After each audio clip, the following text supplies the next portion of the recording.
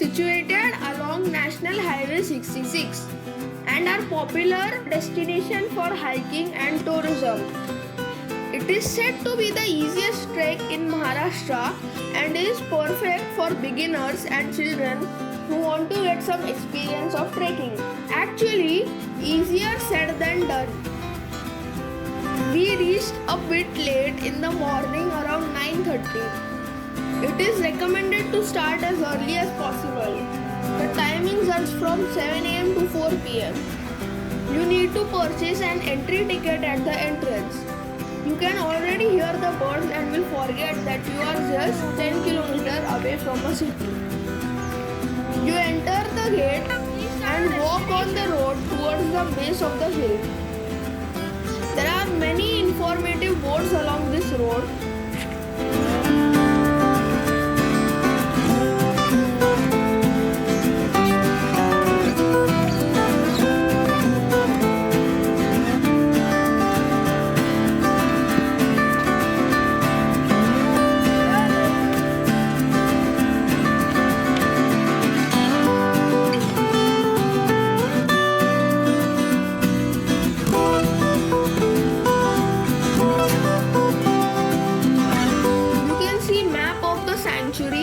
Suggested trails if you don't want to take the main road.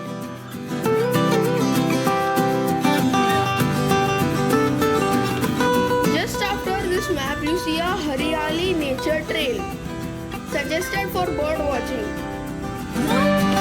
After you cross the forest officer's office on right, you can see another natural trail on the left. We continued straight. The sound of night crickets is very prominent even during the day. They have kept some birds in the cages. We could see a peacock, parrots and kites.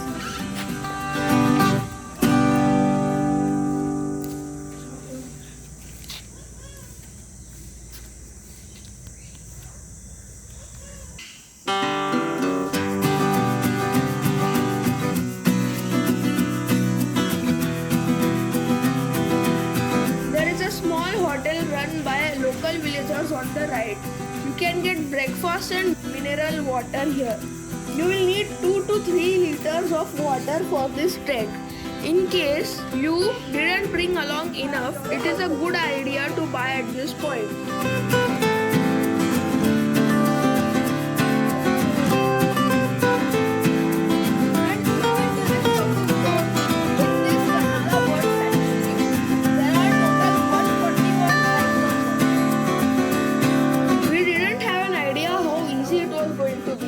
So we just turned towards the sign that pointed towards the fort.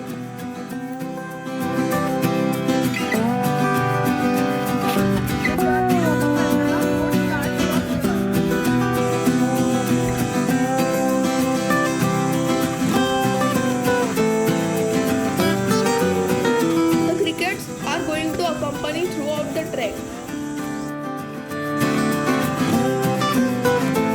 Monkeys and other small creatures keep making rustling sounds among the dry leaves and distract you every now and then.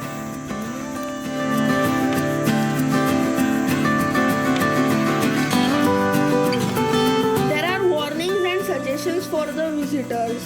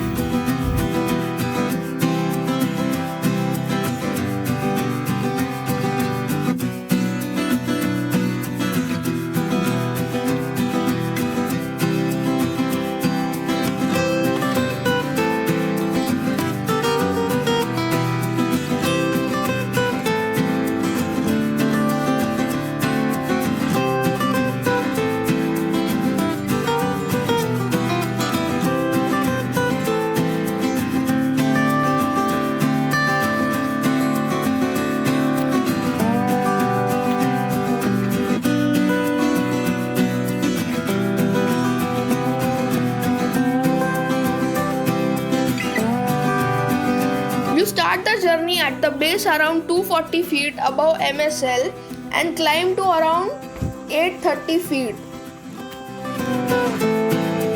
through the forest and reach the Nagesh Point. You take a right turn and continue walking along the ridge of the hill range.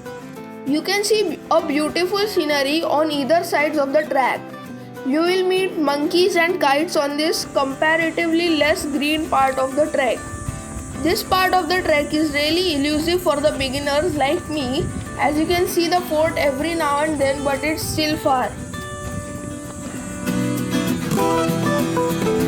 Karnala Fort was a strategic hill fort useful for keeping command on surrounding terrain and Bor Pass.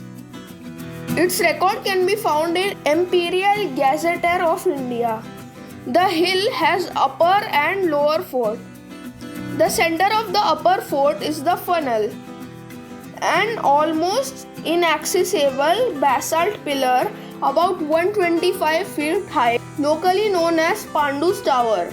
Under the Muhammadans, Karnala was garrisoned to overawe the North Konkan.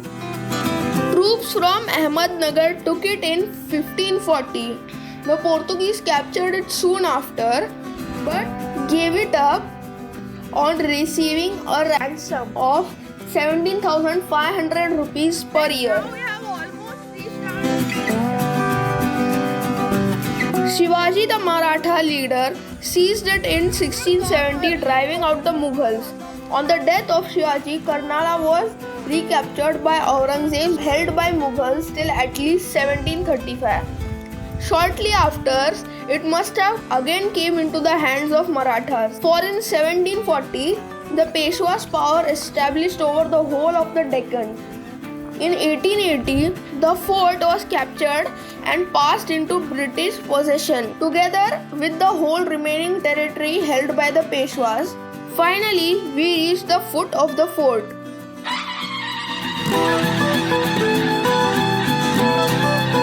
We took around 2 hours to reach the Karnai or Bhavani temple at the entrance of the fort gate. There is a water cistern on the fort which is supposed to provide water throughout the year. Jai Bhavani, Jai Shivaji. Friends, if you like this video, don't forget to like, comment, share and subscribe my channel. Your valuable comments are really important for me and motivate me. And if you want to watch more videos like this, to get notified, please press the notification bell near the subscribe button. Thanks for watching. We took almost 1.5 hours for our journey back to the base. It was a wonderful and beautiful experience.